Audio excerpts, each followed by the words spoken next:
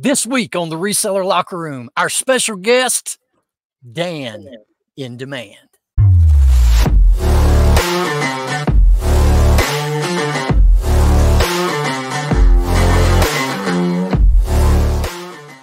Ladies and gentlemen, get ready. It's going down in the locker room this week, folks. Episode 35. Joining me as always, up above, which I don't always allow, Alex, the Beard King Picker, wearing his Shut the Cluck shirt. Over to my left or right, whichever you're seeing it on your screen, Shane, the Teenage Mutant Ninja Turtle Soda City Flips. And then upper right, the biggest fan of the Rocky Top Picker channel, Chris Easy Pickens. And our special guest, please welcome to the locker room, fellas, Mr. Dan in Demand. What's up, fellas? I just got a new Henley shirt on. There you go. What's going on? We don't normally do shirts. I don't know what that was about. I've had this shirt for like 6 months, and I finally wore it, so I was excited about it. Dan, do you already regret coming here? Because backstage was a lot of nonsense going on before the show. You guys need to like record the backstage, and you should put that for your membership. We do. Oh, if you guys want I might have to become sign a up member. for the membership, You need to become a member now. What's the cheapest membership that I can watch that? Because that was hilarious. MVP. Wait, is that recording? I'm not telling you. I didn't say anything bad. No, I did. There's nothing bad, but it was. I didn't know. I know you guys are crazy, but that was a little crazy. So this is a good Subway, so we might as well get into that. What is it? $9.99. You say it's a good Subway? Yeah, I love Subway. Yeah. One of y'all talk about our membership level since Dan started it off that way. That's a good intro there, man. Well, you can watch it the level I used to be, which was MVP, and MVP, I think $5 a month. Oh, okay. If I remember right. It's been $4.99. So long. Oh, see, it's been so long since we actually promoted it. I totally forgot all the prices. Well, we promote it every week. We just don't talk about the prices, but I think it's just the tip, right? That's the cheapest one, but I'm not sure you get backstage access with that. You don't. Okay. The MVP $4.99 you do, and then the Skybox members I think is $9.99 or $8.99. I could be wrong. $9.99. And that's kind of everything. And then if you happen to come to an event with us, right, fellas, and we go out to dinner, you're welcome to come hang out with us and join us for dinner. And Chris will be paying for that. Yes. Yep. Oh wow. That's nice. Chris, what a nice pocket. I never agreed to that. Well, when you kind of took this, I talked about it. I don't think I ever talked about it. Because your profit's so high, Chris, you have to pay for it. We're just all broke resellers over here. That's right. That's right. Maybe I'll pay for one of the members, but I'm not paying for you guys. Yeah. So MVP level, guys, it starts MVP level $4.99. That's where you get the backstage access and all the other perks that we're going to be adding in before the year is out. But Shane said it best, and we'll leave it at that. So join today to watch our backstage conversations, not for public ears. Yeah. So Dan. Yeah. Welcome to the locker room, my friend. Thanks for having me. Absolutely. You are so much fun over there on the Resellers Leftovers Podcast. Yeah. Thank you. I enjoy it immensely. I thought it was the Pocket Pool Podcast, no? So it used to be, originally it was Pocket Change Podcast. Oh. And then we had the name was someone else. There's another Pocket Change Podcast. Yeah. I know. I was talking to Jimmy when you guys first came out. I was trying to look it up, and I found this other podcast. I'm like, that's not you guys. Yeah, so we switched it. Originally, it was going to be Leftovers, but when you looked up Leftovers, it was a bunch of like political stuff. So we I'm surprised it wasn't food related topics. There are a ton of Leftovers podcasts. So then we added the Reseller Leftovers, and then it kind of worked out. Like I like it better than Pocket Change. Well, so I gotta admit though, Dan, I have not watched y'all's latest episode, but I have heard it is by far the best one you guys have recorded. So I'm looking forward to it. Oh, thanks. So tell the viewers how did you get started with your podcast, and you have your own individual channel as well. Tell us about that. So my original, I won't spend too much time on my channel because my channel's been pretty much dormant for a little while because it's just doing my reselling. It just takes so much time trying to do YouTube. I mean, you guys know it, doing creating.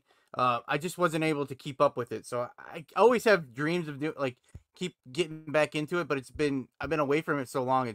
Right now it's easy until I can put the effort and time into it. So I used to do a live show with Joe the Philly Picker, who's on the podcast with me, and our buddy Mike from the January House. We did a live show every Wednesday, and we did that for over a year, and we had so much fun. We just hung out listed, and it was live every Wednesday afternoon. And at one point, Mike suggested we do a podcast, and I didn't know what a podcast was, to be honest. And I said, nah, I don't want to do a podcast plus my channel plus do the live. And then so we kind of shelved it, and then we stopped doing the live because it became too hard to be in our chair at Wednesday at a certain time. It was too hard to do it.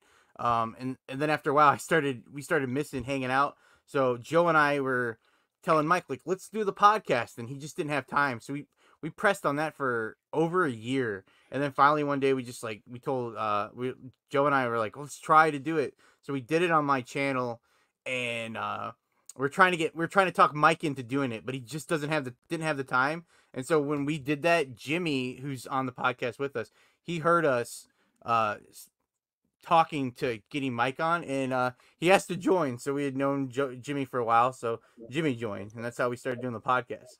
So those are both really cool dudes. Today's Jimmy's birthday, by the way. Happy birthday, Jimmy. Happy birthday, Jimmy. Real quick, Philly Picker, reach out to Dragon Master's Finds. He's trying to sell his entire inventory at a pretty good price because he's trying to move. He's got a landlord from hell. And sorry, Anthony, if you're upset for me saying this, but I think he might be a little too shy to reach out to him himself. So, no, awesome. All right, Dan, tell us how you got started in this crazy business of reselling.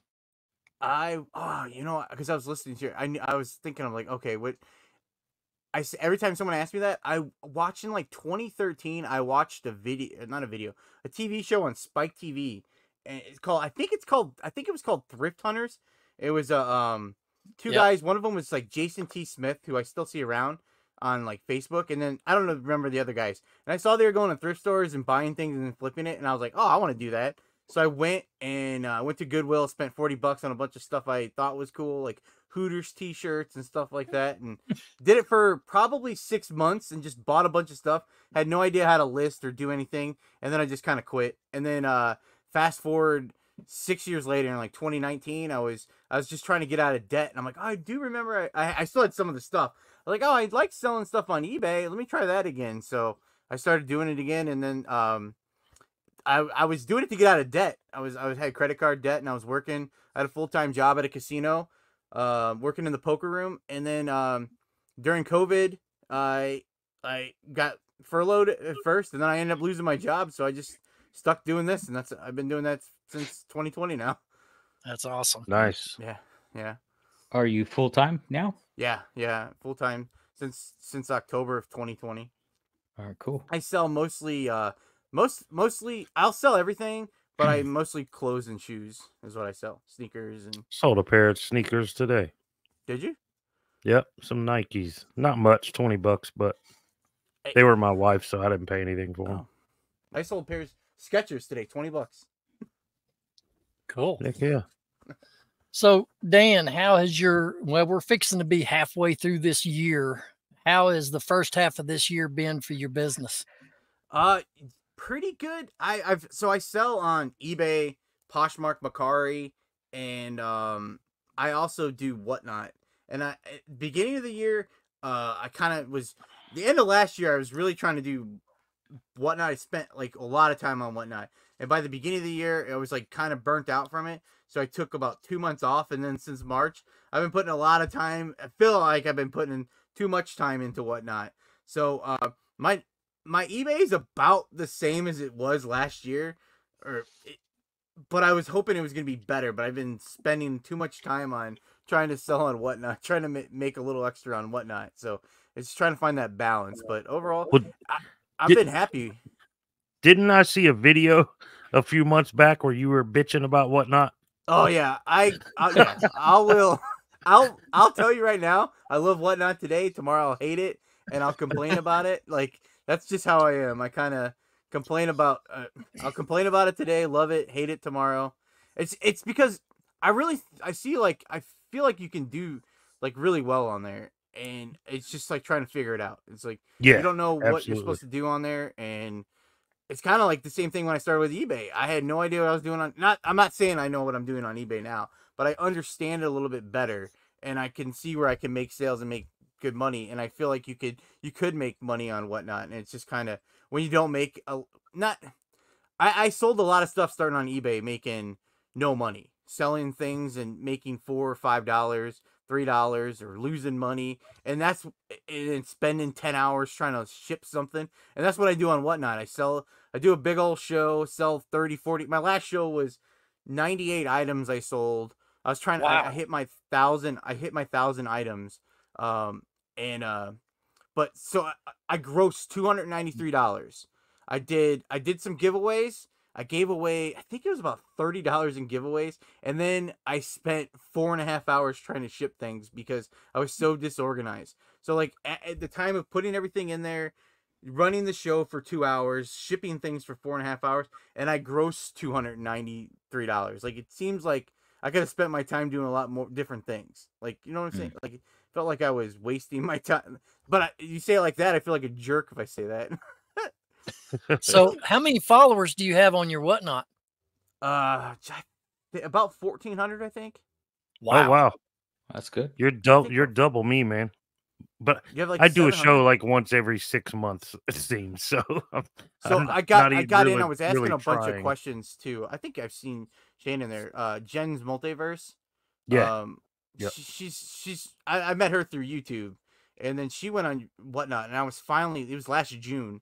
I just kept on asking her, bugging her questions about Whatnot, because I didn't mess with it at all until last June. I signed up originally, but I like deleted the app, never messed with it. And then I was asking her a bunch of questions, and then she's like, just sign up and sell. So I tried it, and then so she's really helped me out. And then Paul the Philly Flippers helped me out a ton too. Kind of just I guess I don't want to. Like, I guess mentoring, it sounds a little bit too more official, but they helping me out a bunch, giving me some advice, and I got invited to some raid trains, so I did get some followers on there. But sometimes I feel like the followers, as long as you have good stuff, like if you're selling the stuff, like there's people I know who have 700 people and they've sold 3,000 or over 2,000 items. Yeah, with like 700. So I think as long as you got good stuff, people come.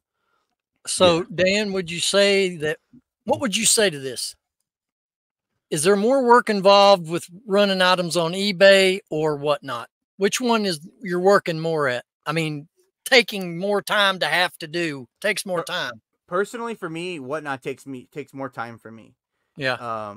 Than eBay. Like the amount of time, which I can see the benefit of both. I was just saying on our podcast, I think last week, if I was working like a full-time job, I would and I like to thrift. I would literally go thrift, and then I would go run Whatnot shows, and then you could do that once, twice a week, and you're good. But like someone like me or whoever is doing this full time, like I would put so much investment in eBay. I'm too scared to not focus on my eBay to go focus on my Whatnot, because then I'm not going to make, I feel like I'm not going to make as much money. And then when I have tried to do that, I feel like I'm putting in so much more work on Whatnot to make what I'm making on eBay. Cause I'm selling stuff on Whatnot I do everything.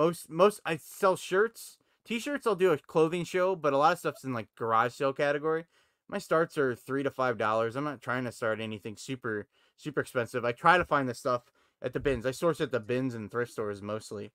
And so my buy cost at the bins is $1.59 a pound. So when you find little stuff, you try to start at $2, $3 ultimately, but I don't get that many bids to begin with. Like I might have 12 people in my show. So the odds of someone finding, I might get 1 or 2 bids, and that's it. And then that's how my shows are as well. Yeah. So you sell something for $4 when if you list some stuff on eBay, I try not to list.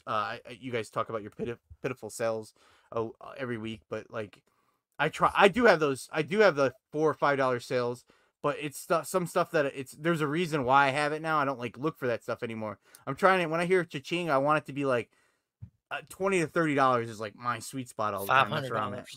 It's got to be worth picking the phone up to look and see what it was, right?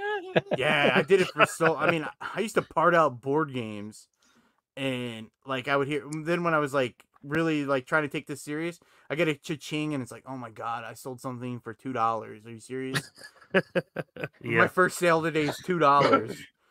I got to go to the post office to drop off $2 sale. It sucks. All right, I'm gonna put you on the spot, Dan. Okay. What would you change about eBay as a seller? What would I change? Yeah. I think I would change. I would get rid of the promoted listings. I hate it. I promote and I do it because I feel like I have to, and I don't understand it. Like I just got, and it's the same thing. I know it's not eBay, but I signed into Poshmark. I don't know if you guys sell on Poshmark. I do a little bit. Like, I mean, I signed in there last week, and they're starting something with promote your closet, be in the beta trial. I'm like, oh my gosh, I don't want to promote. Like, are you serious? Like, it's just like let me sell something. Let me just put something on here. I don't understand. Charge me like 1% more. I don't know if that makes any sense either, but like it just seems like it's extra work. And I was one of the persons when I first started. If you're just a novice who just signs up, one of my first sales, they're like, sign up on Poshmark or on eBay and then promote it. Everyone's promoting it and I clicked it. It's like 20% on like promoting, and then so you sell it and then you ship it and then you're selling it. I sold a big head, like what is that? Potato head, Mr. Potato Head. This big old thing. Obviously, I don't have no clue how I'm shipping it, so I'm losing out on shipping. I promoted it for like 20%, and I sold it I bought it at Kohl's, thinking I'm like a retail arbitrage genius, and I'm selling it for less than I bought it, minus all my fees. I owe eBay money. It makes no sense. Like, so I would get rid of that first thing. I agree, 100%. Yeah. So, congratulations on the Shane Soda City Flips figure sale, though. So, out of all your platforms, Dan, what's your favorite platform to sell on? They all have their. I hate it kind of. I have a love-hate with Macari because I cross-list using Vendu, which I used to cross-list just with like my hands. But by the time I used to sell on Facebook Marketplace, Poshmark, Macari, and eBay. So I listed on eBay, and because I have everything on my phone, I would take the pictures and list it all. And by the time I would get done listing on the fourth site, I might sell it on eBay. And it was like taking forever to list. If I just want to list 10 items today, but I'm listing them on 4 sites, I'm listing 40 things in a day. Yeah. Like, it was driving me crazy. What did you even ask me? I don't remember when I started talking. Oh, my favorite platform. I do enjoy Poshmark. Like, Poshmark, they always have my back on like someone trying to return something, or I don't mind returns. I mean, I know it's part of the business, but just when someone's like dishonest on Poshmark just like nips it in the bud for you. But really? You have to pay. It's 20% flat fee, unless it's under. I forget what it's. If you sell something super cheap, it's like a flat fee of like $2.99 or something. So that's a little crazy. And they have like their shipping's amazing. Up to 5 pounds is under $8. It's like $7.97. So it's such a great deal. It's like such a cool deal. So I originally, but you have to share your closet. Yeah. So I was going to ask you, how often are you sharing your closet? I will share it if I'm kind of like, if I'm watching, I'm always on my phone messing with stuff, like sending offers and messing with it.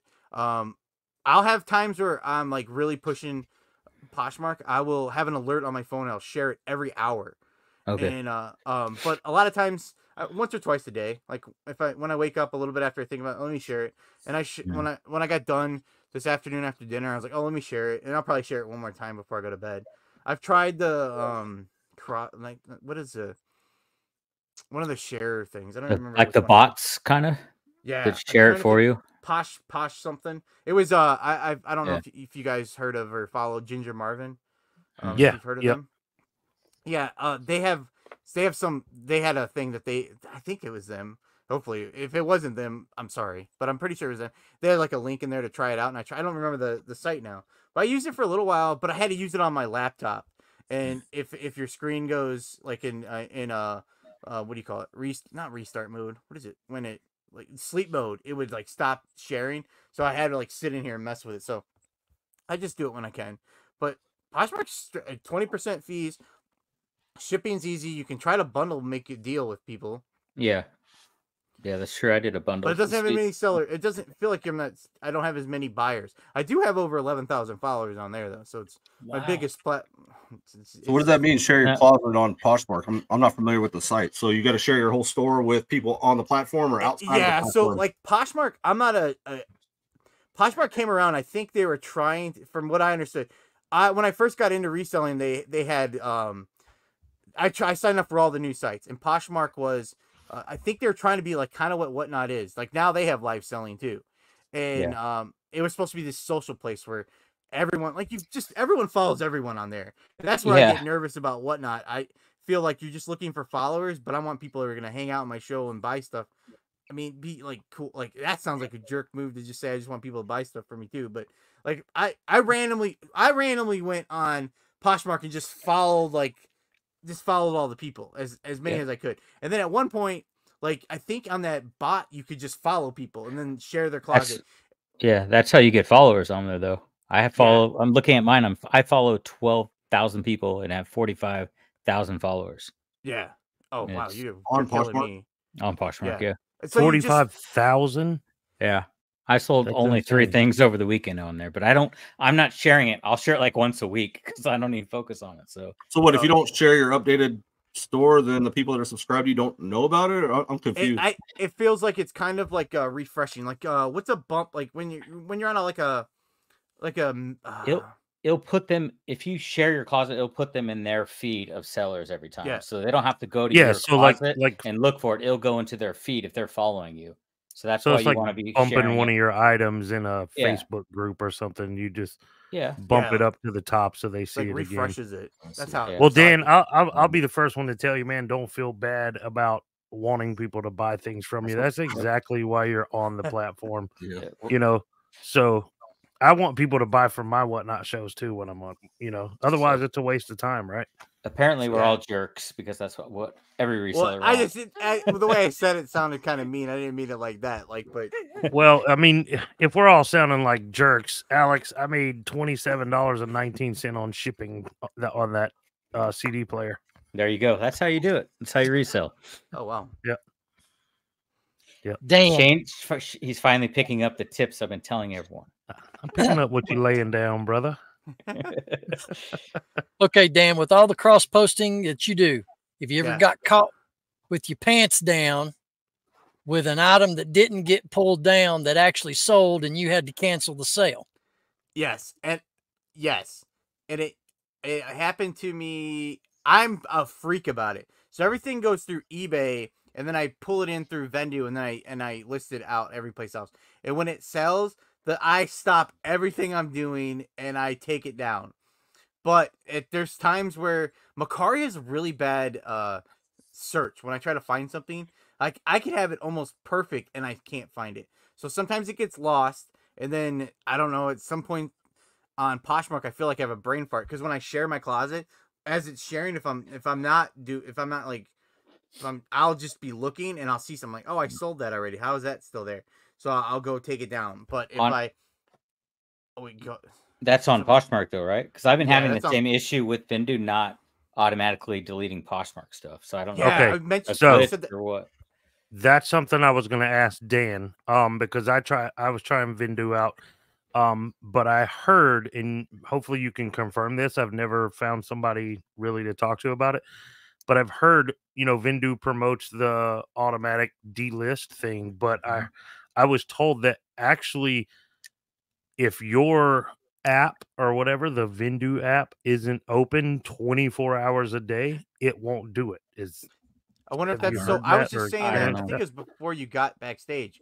I sold something yesterday, and I went to go delist it, and I couldn't find it. And I went to Vendu and looked at it, and saw it had said delisted.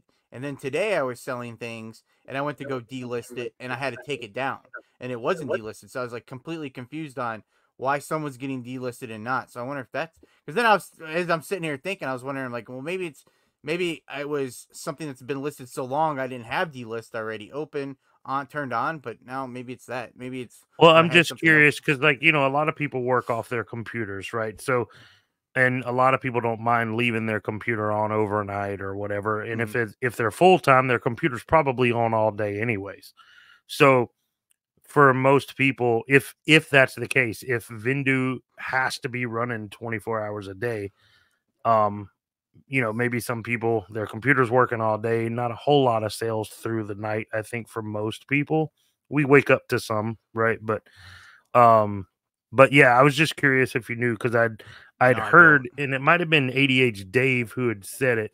Somebody had mentioned it in a video saying that Vendu only works if the system is up and running, if your computer's open or your app or whatever. I don't know. I never used it long enough to really it mattered to me. So that I don't know. But I do like Vendu. I had some beef with them because I like it because you can do it on your phone. I'm a phone lister, so it's so much easier. And then me too. Towards the beginning of the year, I couldn't use my app with Macari, and I didn't understand what's the point of listing using Vendu if I can't use the app. And now they started to do Whatnot, but you have to do Whatnot's in the beta thing. You have to use your computer, so I'm gonna keep it. And I try to do it on my computer, but I hate listing on my computer. But going back to what Ben asked, it's happened. But if I do it, mostly, I mean, you guys, if you, anyone listening, they probably, I always cancel anything but eBay. I will do whatever I can. I don't think I'm gonna jinx myself. I've never canceled anything on eBay, but I've canceled stuff on Poshmark. I've canceled things on Macari, and then someone on Poshmark, they come and ask me like, "Oh, why'd you cancel my order?" And I'll say, "I'm like, oh, sorry, I didn't have it." And they're like, "I don't understand why you canceled it." And then I blocked them. I feel bad about that, so I wanted to tell you guys that. If you're watching, they block everyone on eBay. Sorry. I block people all the time. I blocked the guy on Poshmark last week. No block. And then he came over to my eBay and bought what he was at. He was asking me about a pair of jeans. He wanted to know if I could measure the feel of the denim, if I had like a caliper or something. And I I'm like, I don't know what you're talking about. And then he was asking me to compare it. He wanted me to compare 501s to a pair of American Eagle jeans, and I wasn't going to do it, so I blocked him. And then he came and found me on eBay and bought the jeans from me. And I'm still waiting to hear from him. I'm so scared he's gonna be mean to me on eBay. So, well, the reason why I bring up canceled orders is Lonnie on Shed Flips. That's his YouTube channel. They are now being demoted down to above average, from top seller status to above average, because of canceled sales, because of their cross listing. So I do. Yeah, that's tough. Everything goes through eBay, and I use that SKU thing on eBay, and then I just put where I list it. I put PM, and then now I put PMW, because then when I first started Poshmark, I only listed jeans and shoes. Just for sharing the listing, it was easier, and all those things were over a pound. I didn't see the need of cross listing like a t-shirt. I didn't understand like people bundling things. Not that I get a ton of bundles, but you buy a t-shirt on there, and people do. But if it's pay $8 to ship a t-shirt that costs like $4, back then. So I just did jeans and shoes because everything was like 2 pounds. So it's like a great deal. Like I buy boots on there. If I need a pair of boots, I go straight to Poshmark, because I'm paying, it's $15 on eBay to ship, and I found the same shoes on Poshmark, and it costs $8 to ship. So that's what I did. So then I have little SKUs in my SKU. I have a little what do you call it? Just initials, so I can take it down. I take it down. Most 100%. I'm gonna mess it up right now because I'm telling you, I'm very careful, but I know I'm gonna mess it up. Hopefully, I won't. Let's say so. Yeah. So you said earlier you like to go to thrift stores and the bins. you haven't been doing a whole lot of yard selling this season, have you? I have tried. I took last week I took off because I think the last 2 weeks I've taken off because 3 weeks ago it was like miserable. I do not go. I think yard sales are great. If you listen to some podcasts, I hated them before. I do not go to enough of them. 9 or 10 of them I've been to, and I don't buy anything. I'm so anxious and worried I'm not gonna have anything to list that I just like I'm done. I'm going to the thrift store, and now I'm trying to do like the bins. The bins is better because the thrift store is expensive. But yeah, I don't go to enough garage sales. I don't think you need to go to garage sales if you have the bins because it's a garage sale that comes to you all day, every day. Or there's no point. I used to go to garage sales. I go to the bins now. Why am I going to waste my time driving around the yard sale? I don't have a bins.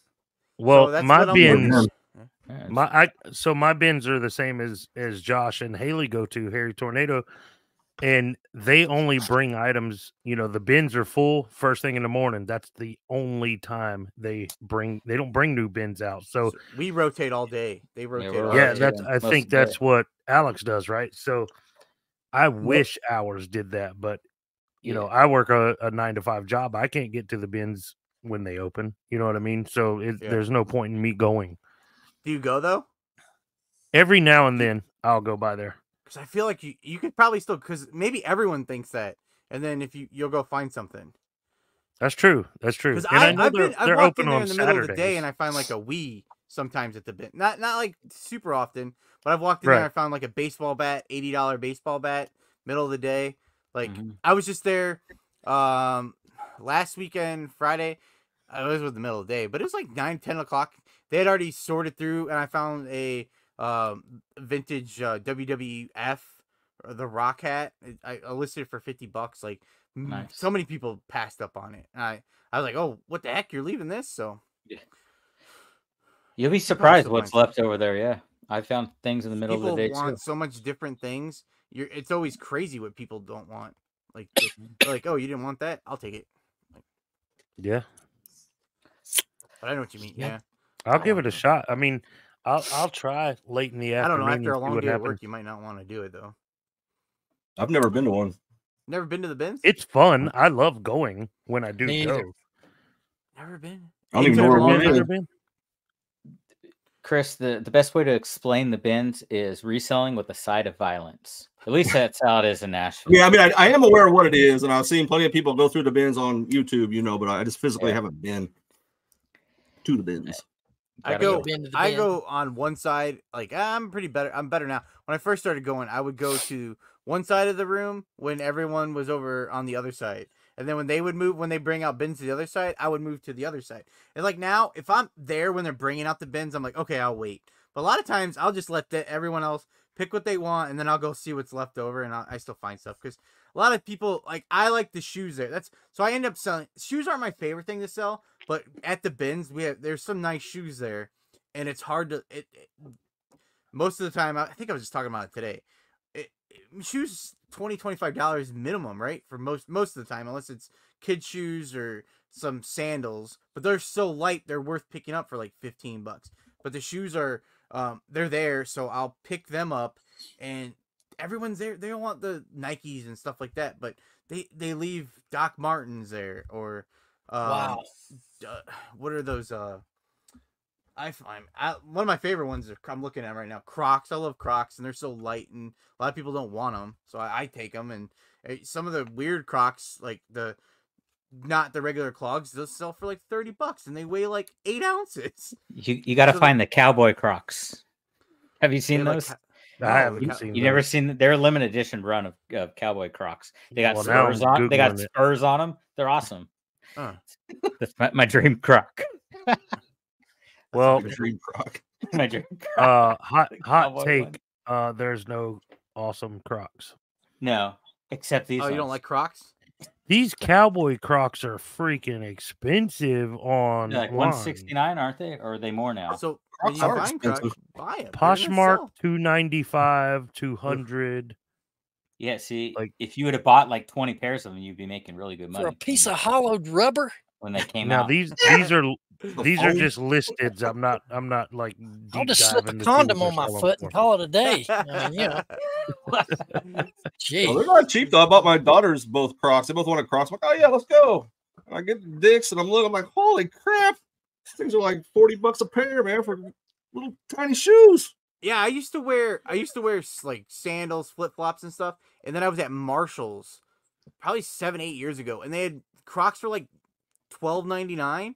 So I'm like, oh, I'll try them out, and I loved them. And then I don't know what happened. I feel like I think it was it Patrick Mahomes? It's some player or it might have been Post Malone. Someone like started wearing Crocs, so everyone started wearing Crocs, and like Crocs are like $30, $40, $50 now. You got to go to Walmart for $12 for the knockoff Crocs. I find them at the bins now. I just got a pair. My pair was like just destroyed, so I found a pair of Notre Dame Crocs that are my size. I wear women's size 10, and they were perfect, and I kept them. Do you have them on right now? No, they're at the what do you call it? At the door. Mine are house shoes. I never gone outside in them. Only house shoes. Are you one of those Croc wearers that buys the little dinky charms and sticks in the holes? No, I don't have any. What are they called? Charms? Jigbits or something like that? Giblets. Yeah, something like that. Yeah, I don't. I have a pair that I'm gonna list that I was like debating those are if I should rip retarded. them out. No, I don't. I know. I just have regular. Gizmo. What are they called, Alex? What are they called? Gibbets? I don't know what they're called, but I do have a story that I got a letter on Macari that I couldn't sell them because I got a copyright claim on them for a lot of them on Macari. Wow. That's one reason I don't mess with them, because I didn't know that there's like knockoff ones of them, and then some people, they're like branded, so I don't mess with them. Yeah, I got flagged for trying to sell them on Macari. Fun fact about Crocs that a lot of people don't realize. Have you guys ever seen the movie Idiocracy? No, yes. I've never even heard of that. A movie about how the world's becoming dumber and dumber in the future.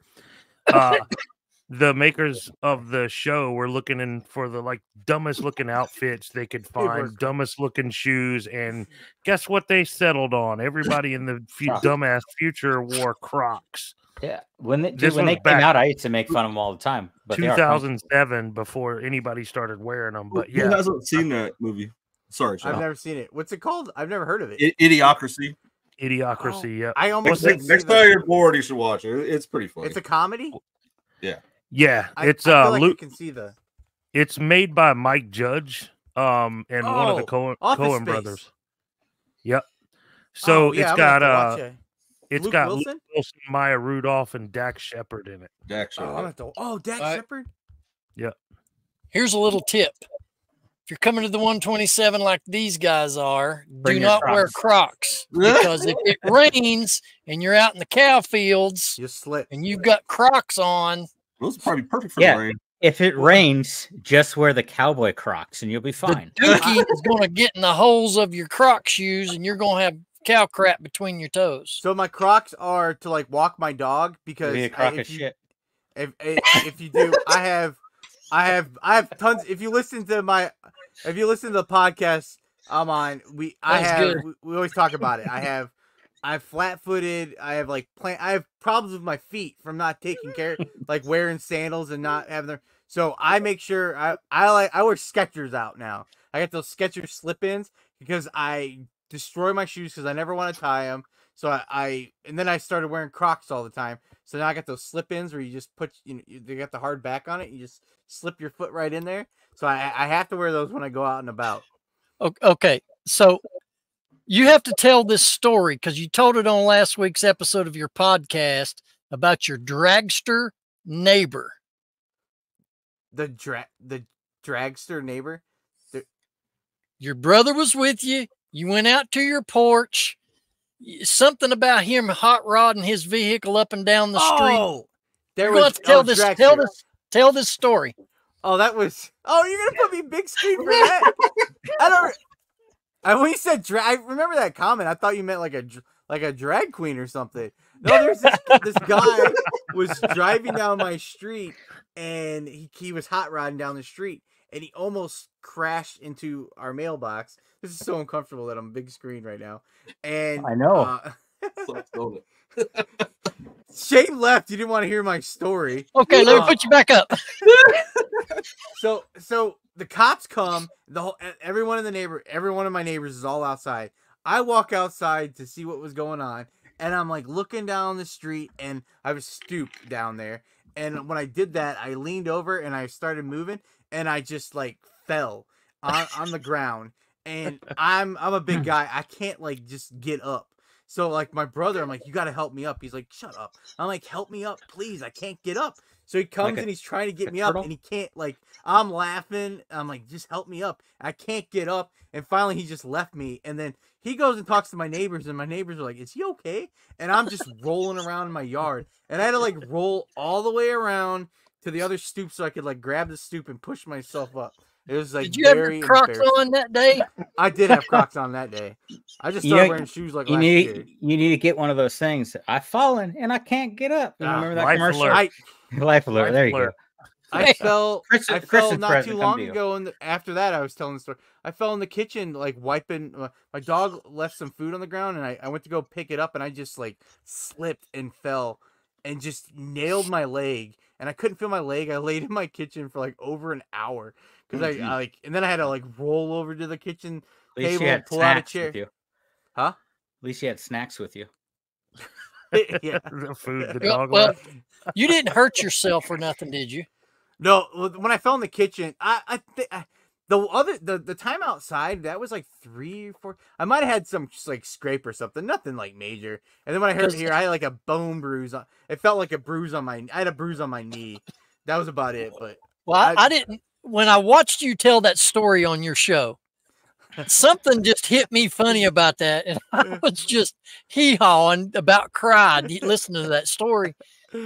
So I wanted to make sure that you wasn't seriously hurt, because I don't want to look like a beep by making fun of you that you got hurt. You know, I would have said no. I didn't. I don't. Knock on wood, I haven't really got hurt too bad. No, but it sucks when you sit there. I mean, it's so embarrassing. And every time I see my neighbors, I'm like, I know the one moved, so that's good. But the other ones, I'm like, you know what's bad? The neighbors stand there and say, "Is he okay?" They don't even come over and help you. Nope. They're like, I don't want to. They thought I was going to probably pull them down with me.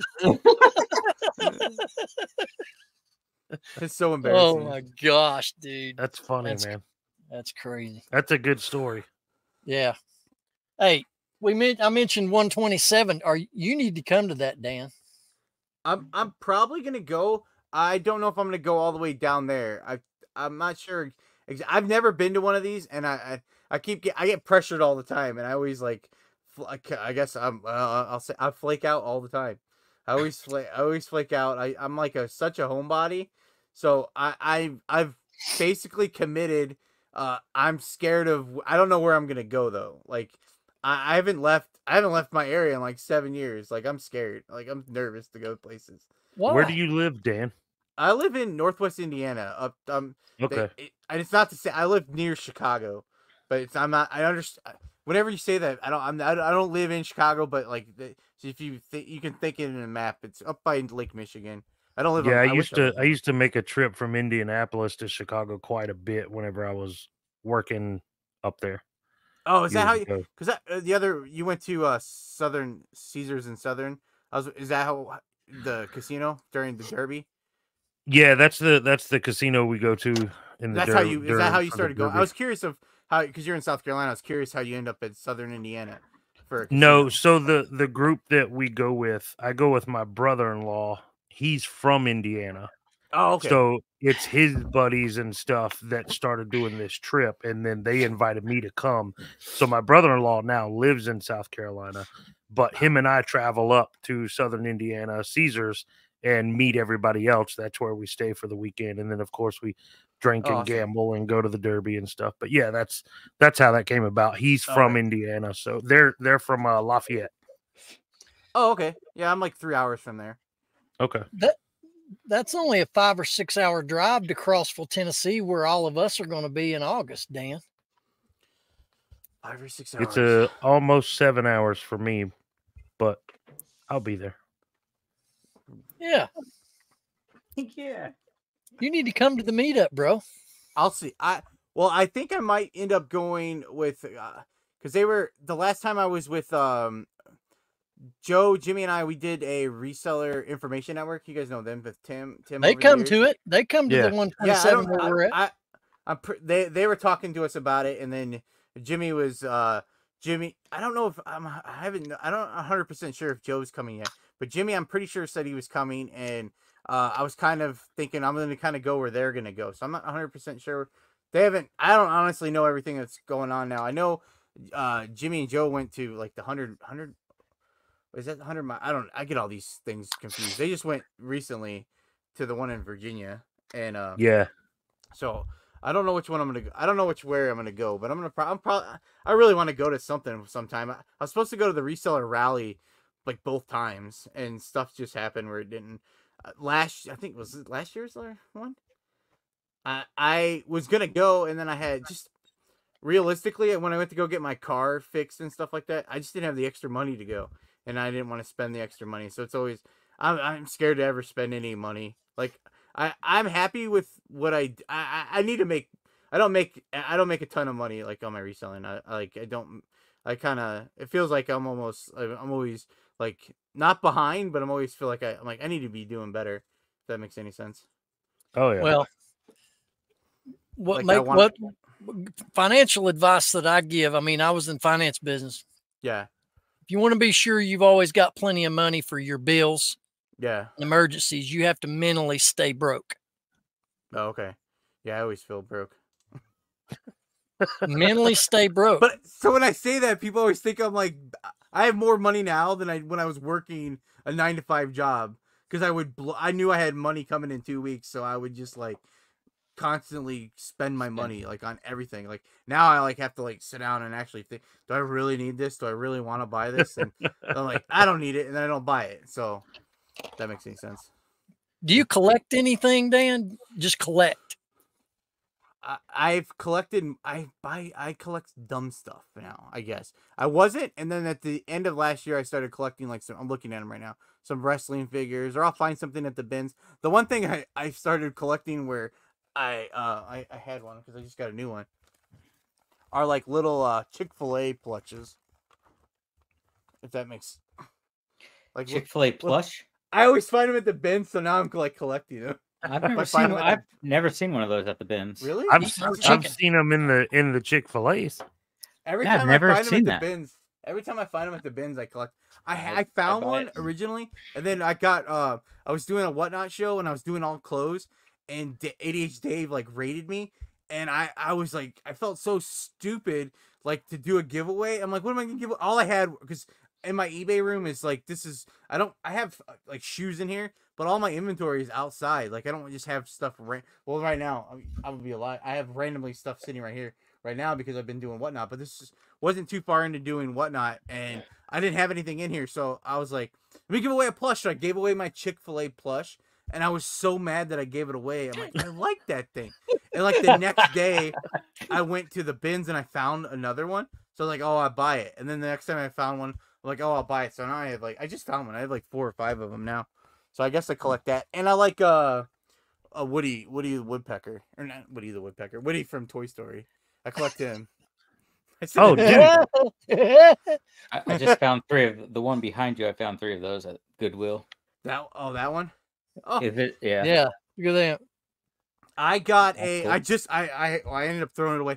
I bought a Woody bobblehead, and I was literally this afternoon when we were done with our podcast, I was talking to Joe, and I was showing him and I was playing with it, and I ripped the head off of him, and I had to throw him away. It was the coolest thing, like this bobblehead. All right, Chris, tell everybody about the events of the Highway 127 sale. The 127 sale in Crossville, Tennessee. It's going to be August 2nd. August 2nd. Sorry. Oh, there's the clicker down there. Tickets are on sale at Eventbrite. I'm going to be there. I'm flying 6 hours to go there. Whoa. Crossville. Meet up with all these guys. What's happening night before?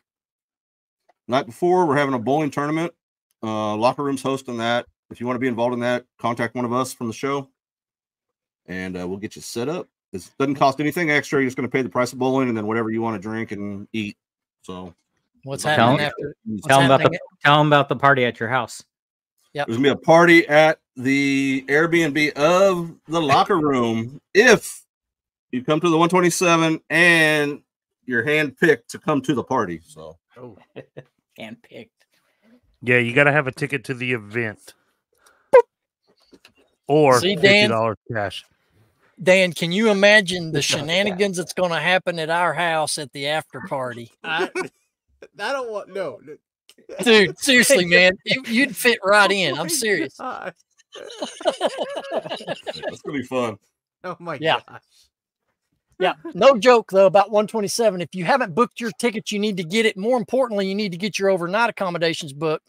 A lot of the overnight accommodations get booked from the sellers that are in the immediate Crossville area. So you want to get your overnights took care of. Get to this event. It's going to be a great one. We're going to most of us in this room, except Dan, we're all going to be there all week. But yeah, you want to come on down and we'd love to have you there. Absolutely. All right. Well, what did Shane Singh said? Not what is that? You just noticed that? Not as handsome as Dan in Demand. All right. Let's get into some segments here real quick, fellas. Let's talk about the sale of the week. If you need a minute to gather what that is. I got new segment. Dan, have you seen my van? I see you. Yeah. I saw your van. I see your stickers. I always think of who wants to go first? All right. I sold both of those vintage firefighting books that I got at the Goodwill bins. I had like maybe $1.50 wrapped into them. I sold both. I took an offer on both for $125 on each of them. Nice. I sold. I'm going to try to pull up a picture here. I sold a bag of 50 Izzy IZZY lugs. These are copper compression lugs, number 6 stranded 2-hole 1/4 inch 50 pack for $78.99 plus shipping. I'm trying to show the thing there. Oh wow, cool, dude. Part of the yard sale buyout I did with this dude who was in my industry, the industry I used to be in before I transferred. But yeah, so $78.99 plus shipping. All right, Chris.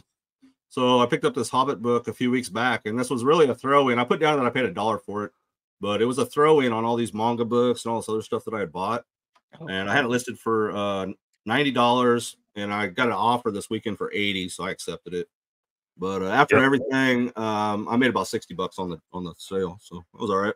That really hurts. It really hurts that I don't own that. Yeah, I was thinking the same thing. Man, that would look good on my shelf. I would have sent it to you, probably. All right.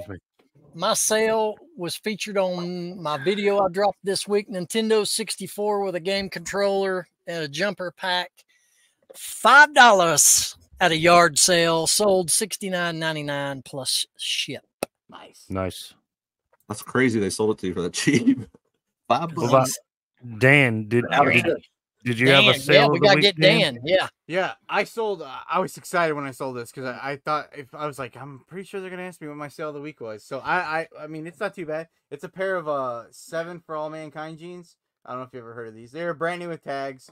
I got them at a half off sale. So I do an average buy cost. My average buy cost was $4.83, and I sold them for $49.99. Sweet. Plus shipping. They sold in like 2 weeks. So nice. I sell 7 For All Mankind fairly regularly. I for some reason I can find those pretty regularly here, but I never find new ones. But oh yeah, a lot of I do have some that's sitting there. Like if they're this is a Paxton, the Paxton model. Like with all jeans, like the models like are killer because sometimes I have some that sit, and I was kind of nervous, but I was excited they're brand new and they're cheap. Well, Dan, what brands of jeans should people be looking out for if they want to jump into that category? The best, well, not the best, but like the ones Levi's, but look up the model numbers of Levi's. Or like for men's, I do a lot, mostly men's clothing. Like right now, well, it's summertime, but like bootcut jeans do pretty well.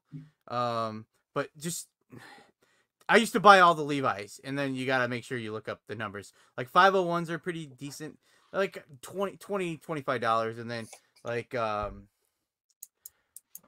same thing with like if you find polo,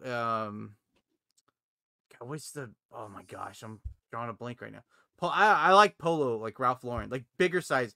For men's clothing, I look more for like sizes. Like a bigger size does pretty well. If it's brand new with tags, I will pick up like a smaller size, but I like a bigger size. And then like the boot cuts or straight leg.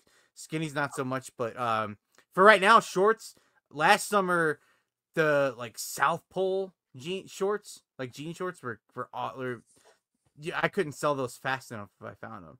They're like the wide leg ones. I don't really know what's in style for kids now or people now, but it shouldn't be South Pole, but it probably is.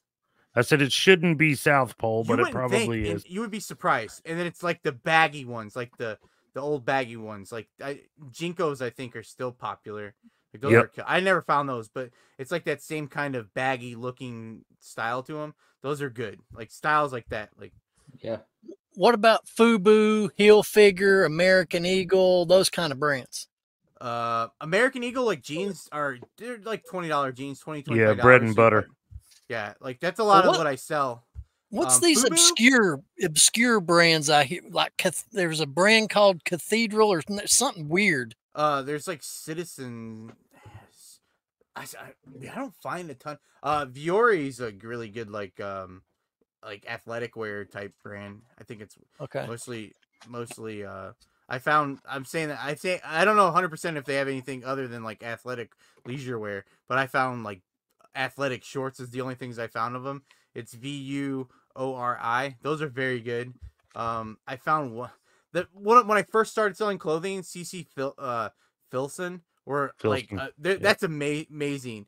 And I found it like one of my very first trips of at one point I used to sell everything, and I was like didn't know what I wanted to sell, and then finally like I was taking this serious, and I was like I want to do clothing because of space, and I can get so much at one time that I can like have a process of listing. And I went out and found CC Filson, and I thought it was easy. They're like $50 and stuff like super. I was like, oh, this would be easy, and I've never found it other than that one first time. I've never found CC Filson. Yeah, that's awesome. One of my first times, but all right. Pitiful sale of the week. How low can you go? Here we go. I might have you guys this week. Nope. I guarantee you don't. You know, we were talking about a lot of Whatnot today. I've never considered using Whatnot as my pitiful sale. I'm sorry. Every sale would be pitiful on Whatnot. So I would go for a book that I paid $2.99 for, sold for $2 on Whatnot. I'm going to share my screen for this banger. Okay. Because, since Chris likes to share his screen, if somebody else wants to go while I figure this out, because it's like... I got mine shared already. Let's go, Chris. All right, so this weekend, or actually last week, I started an auction for like 50 different items, and they were like the oldest items in my store that were under $20. Okay. I just saw the bottom line on there, $1.14. Oh yeah, well, did you see how much I paid for it? So I paid $8 for this thing, and I started an auction at $4.99, and that's what it sold for. And after everything, $1.14. But then you take away the $8, so I'm negative. What? 6 and change. Killer. That is actually worse than my book sale. On what I beat you, Chris. At least I made $147. But you know, honestly, this has been in my inventory for so long. I mean, I don't even have my date on the custom SKU. I haven't used that red background since last summer or something. So yeah. I beat you, Chris. You beat me? Oh, fuck. Sorry to hear that. Look at those earnings. Oh! That doesn't include the packaging. But hold on, how much did you pay for that item though? So this, I've mentioned before, I'm selling my entire Blu-ray collection, and this is one of my wife's favorite Disney movies. But the case was damaged. I do free shipping on all my movies because they don't sell if you don't, or at least these Blu-rays. Some stuff you can get away with it. But anyways, point is, I ran a 30% off sale. As you can see, it says sold with save up to 30% off. This was over the weekend for Memorial Day. I decided to do a sale, and I forgot to take the movies out of it.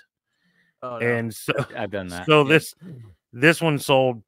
It has a damaged case, so it was already cheap, but then it sold on 30% off. And $552 free shipping. 606 minus transaction and shipping label. I made 18 cents, but then you take.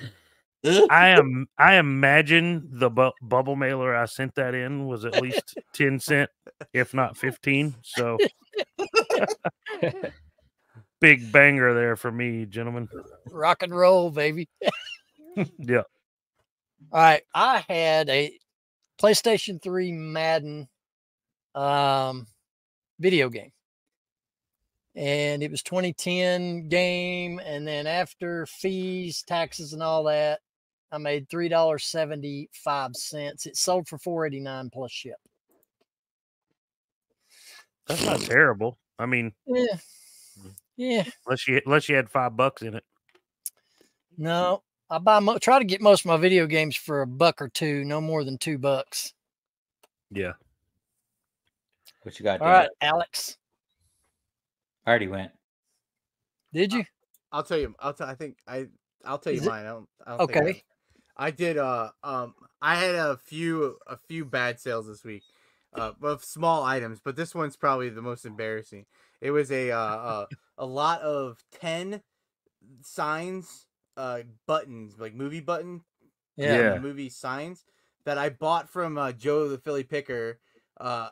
This is back. I've had these listed since 2021 when I was in the mindset of it was quantity over quality of items. And so he was like messing with these stupid movie pins, and I bought them all from him, like a bunch of Disney pins. And I have 50 of these stupid signs ones, and I listed them in lots of 10. And this one finally sold. I paid $30 for all these stupid things, and this one sold for. I took an offer. I sent an offer. I sold it for $5.39, and it's. I mean, I still have 40 more. Like it's so embarrassing. But I used to think I used to just pick up anything if it made $3. Like, that's good. I need 1,000 items, because he would like, oh, I need 1,000 items in my store because I'm gonna sell like 1% of my items. That was a mindset I had in my head, like, from just starting off and learning, watching YouTube videos. Yeah. Fellas, if one of you could look up a comment of the week to last week's show. In the meantime, Dan, I have to inform you about myself and these three guys. Okay. And I could speak for all three because I'm pretty sure we're all on the same page. None of us give a rat's hind end what people think or say about anything we do or say. We're not embarrassed. We don't get embarrassed. We don't care, especially Alex. He's trained us all, actually. Well, Chris has done a good job at it too. I gotta show Chris. Well, I gotta show the find of the week real quick. Oh, yes. Find of the week, just because of what Chris's sell of the week, and Shane will appreciate these too. Okay. JRR Tolkien calendars 1978. We got 1979 calendar, and then the 1998 calendar. That's cool, man. That's 1980. Oh, nice. 1980. What did I say? 98. Oh, I was reading the back. I got to show you the one centerfold here on this. In the middle of every calendar's got a big centerfold like that. Oh, wow. Yeah, that's my back piece tattoo right there. This side or this side. That's dope. Yeah, they're really cool. Whatnot. Got them on Whatnot. Oh, nice.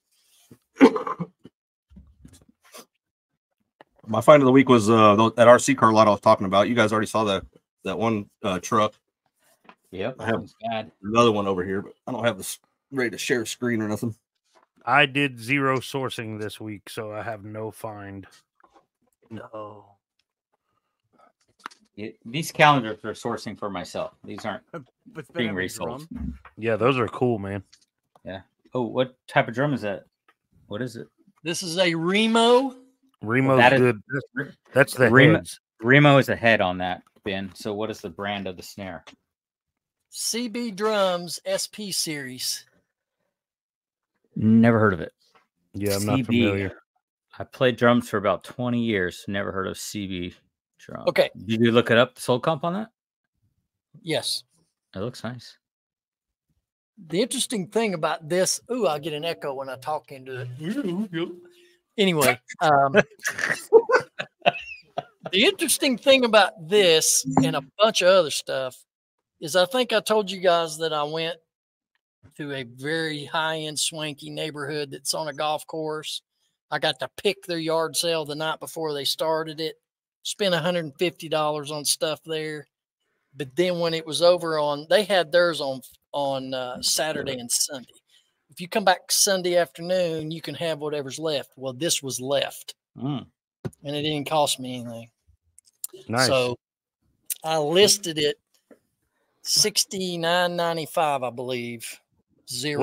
What's the model number on that? 700. It'd be on the drum itself. Those heads are sold separately. Yeah, the only tag I was able to find was not included. SP series. I guess that's. It doesn't have a model number. It just has. I found a snare drum at the bins once. Someone gave it to me. Did you really? Cool. Yeah, it's pretty cool. Here's a question for you, Dan. You sell shoes. Have you ever heard of this brand? What is it? Orthoheel? No. Is that like a medical, like ortho? It's gotta be. Yeah, sounds like medical or something. Orthotic, special. Yeah, diabetic or something. These were free too, but these are old man shoes. How many old men you see wear, except their New Balance most of the time? I only see you wearing them, Ben.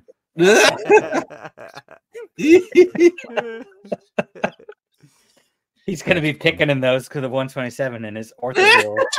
So his sensitive heels don't get sore. All right, Chris, what do you got? Those RC cars. There's one right here, actually. So I picked up, it was 2 RC vehicles and this remote control surfer, all for $100.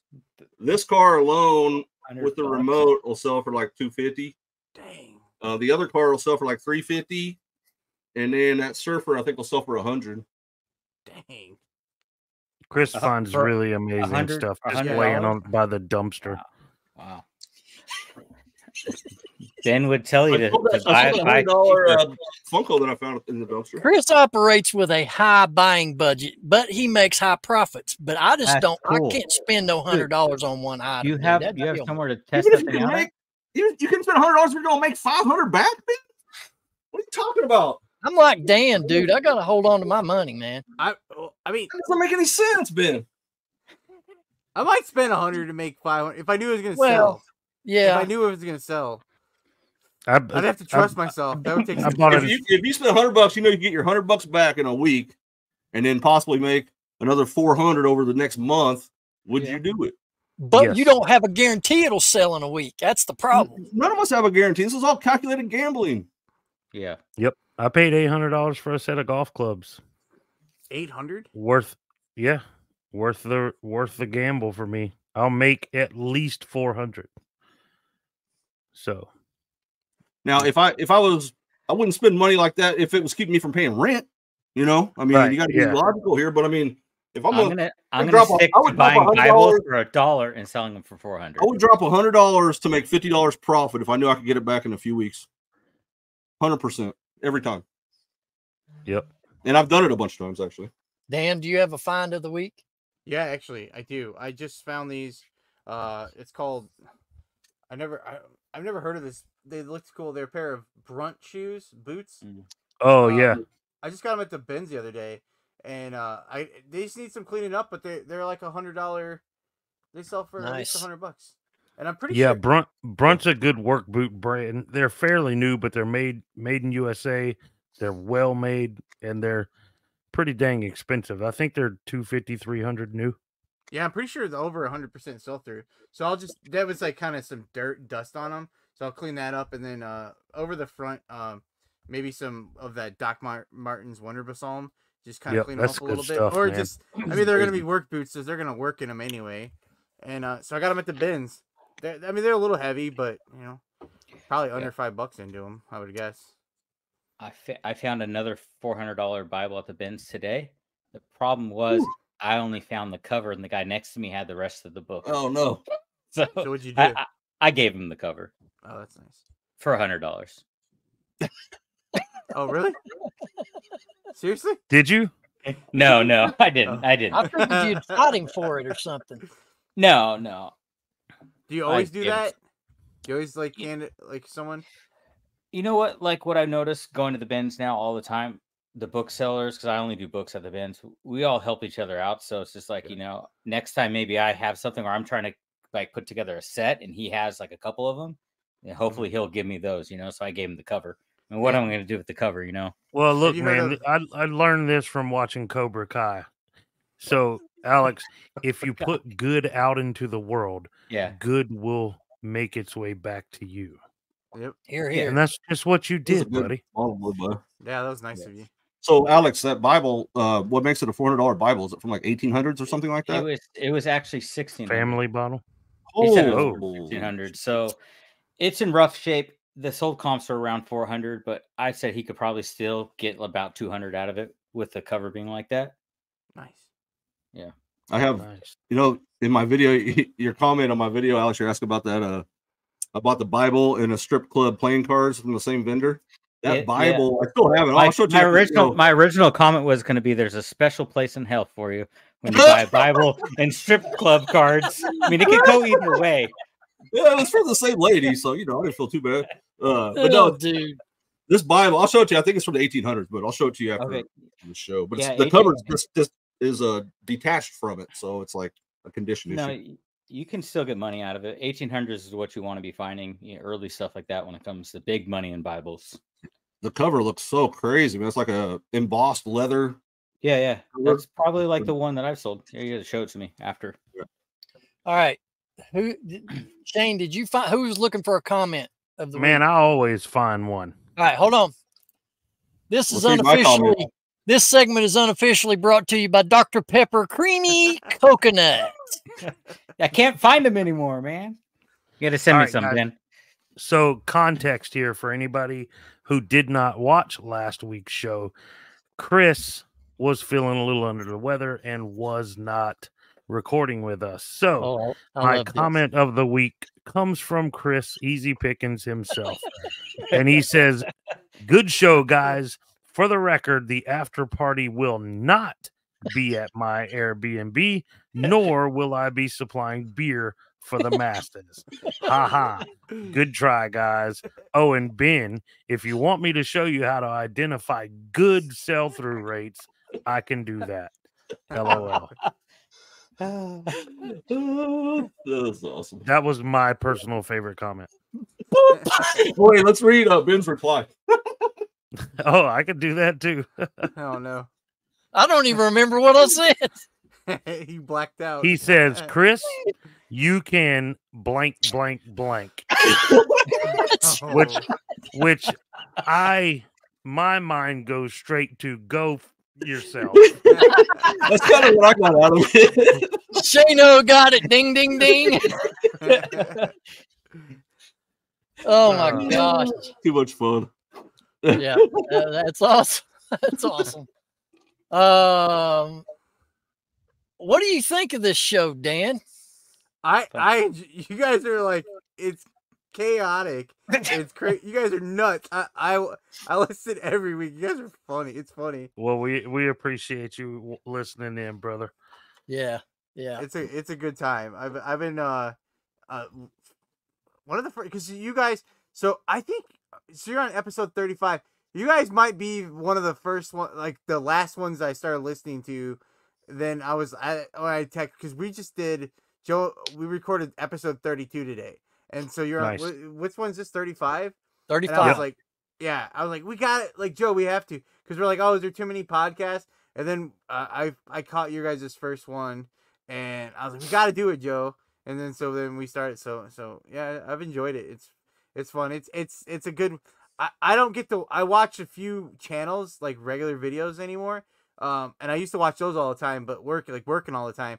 It's nice to just put it on and listen to you guys, like kind of everyone who does podcasts and stuff. That's how I do. That's how I listen to podcasts as well. I just put them on and listen while I'm doing other things. And I love it, man. I love being a part of the podcast, but I love listening to other shows as well. And again, Dan, I'm super anxious to watch y'all's last episode because I heard it was killer, man. So I heard you were the star of that one.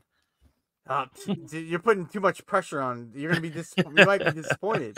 But it was fun. It's always something, like, I don't know. Every week it's something. I'm trying to think is we kind of, like you said, you're just gonna start, and that's how we do.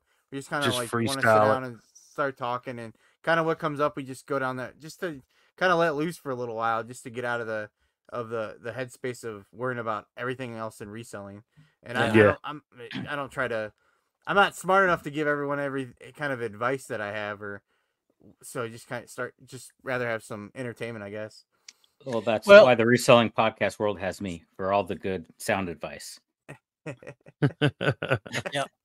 I remember the very first piece of advice Alex gave on this show. He said, take everything down off of eBay and relist it on Bonanza.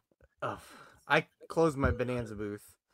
I got one of those Kevin Commonwealth Picker. He has had a couple cease and desist letters, and then I like the same time I didn't realize, like, I got one, and we were recording a podcast and I was complaining about it, and then I was listening to Trash to Cash, and Kevin was talking about it, and then I was just like, I'm done with Bonanza. I'm not messing with them. So I just closed my booth. I just closed it all down. I've had like one sale in 3 years on there, and they're always bugging me about something stupid. So I was like, I'm done with them. So I don't listen on. I don't do anything with them anymore. I've actually never tried. We do want to put it out there. We do plan on having your other co-hosts, Jimmy, and if Joe will come on. He don't talk a lot, dude. I've noticed that all these episodes, Joe don't talk a lot. I think I always feel bad because I think I start rambling, and then I feel like I always talk. I talk too much. I just start going. I just start talking. Well, every show has to have one of those people that talks too much and keeps the show going. So we got to keep those guys around. I'm kind of disappointed. We've gone an hour and 17 minutes, Dan, and I've not got one single rant out of you. I wanted at least one. I thought he ranted a little bit during the No, I've seen him blow the slap up on his show. I've seen it. But they have to be authentic. I can't just. It's like when you tell someone, be funny. You got to be funny. Yeah, right. You can't just be funny. Yeah. Like I was trying, because I complained a few times about some things, and I was trying to get going, but I guess I didn't. I'm sorry. You'll have to have me back on again. Well, I can't get you fired up about returns because you're okay with that, but I can't talk about it. I've had 2 returns today. I mean, I'll be okay, I guess, but. Well, what was the reasons? They don't. I will close. They don't fit. As long as they're honest, I'll be okay. If they start lying to me, I don't like it. What was the most absurd return you've ever had to deal with? Oh man, are you just trying to get me? He does. That's what he does. It's probably because I was just talking about this today. We recorded our podcast earlier. Let's hear it. And I was complaining about like just some guy. And he makes him nervous. Oh, and there's no chance I'm ranting right now. I'm not gonna rant. I'm trying to think what it was. This guy like offered it. Oh, I was complaining about. I sold a CD, and the CD was a single, and I don't think the person was old enough to understand what a single was, because a single is like 2 CD. It's like 2 songs, and this had 2 songs, and they were so upset that it was only 2 songs that they just gave me negative feedback, and I didn't understand why they're giving me. Why are they giving me negative feedback when it's 2 songs, and they said it wasn't a CD, it was a DVD. And eBay's like, well, I'm not taking their negative feedback down. I'm like, I don't understand. Like, why you won't take the negative feedback down? It's okay. Question. Did you put in the description that it only had 2 songs on it? This is a while ago. Probably not. I probably put single. I probably had single on there, but I put pictures. Yeah, but they don't care about that. Let me tell you what they don't. I mean, they don't care about shit. They don't. If you're not gonna rant, I'm gonna rant.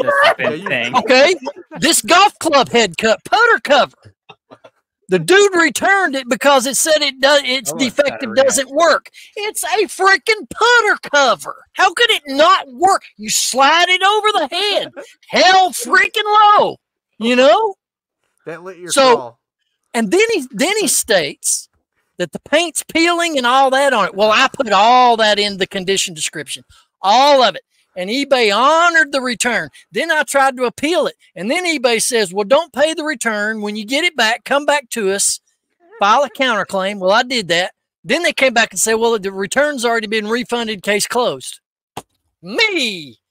Dan, did you tell him to shut the cluck up? I'm needing to. How much we could save if you just sent them their $7? Shane, did you get me that shirt? I just ran across that shirt in my closet, and I'm going to wear it next show. Didn't you get me that? What did it say? You got it. I got shit show supervisor for Christmas. Yeah. I'm gonna put eBay show, and that's what I'm gonna do. But anyway, all right, very good, fellas. My wife brought me a cool shirt home from her beach trip. It says it's got a dude, like a stick figure dude, playing golf, and it says takes a lot of balls to play golf the way I do. And it does. Well, ladies and gentlemen, viewers of the Locker Room, this has been our special guest, Dan in Demand. And Dan, why don't you tell them about all your social medias and everything going on for you real quick? Well, I'll be real quick, so you can check out my channel, but it's hopefully eventually I'll start doing it. But you can check me out on Resellers Leftovers Podcast on YouTube or Spotify or Apple. If you look on Apple, you have to look for a hot air balloon, because I don't know how to switch over and put our actual logo on there, so it's a hot air balloon. Or iHeartRadio, anywhere you can listen. Amazon, you listen to us on Amazon, so you look for us there. And thanks for having me on. I really appreciate it. It was awesome. I had fun hanging out. No, dude, we had so much fun, man. We appreciate you coming. Absolutely. Yeah, it was awesome. All right. As we always do, fellas, y'all got anything else to add? No, I'm good. Ladies and gentlemen, let's just vibe with this for a second. Has been the Reseller Locker Room, episode number 35. Just this Thursday, 9 a.m. Eastern Standard Time. On behalf of Dan, Alex, Chris, Shane, and myself, we'll see you next time.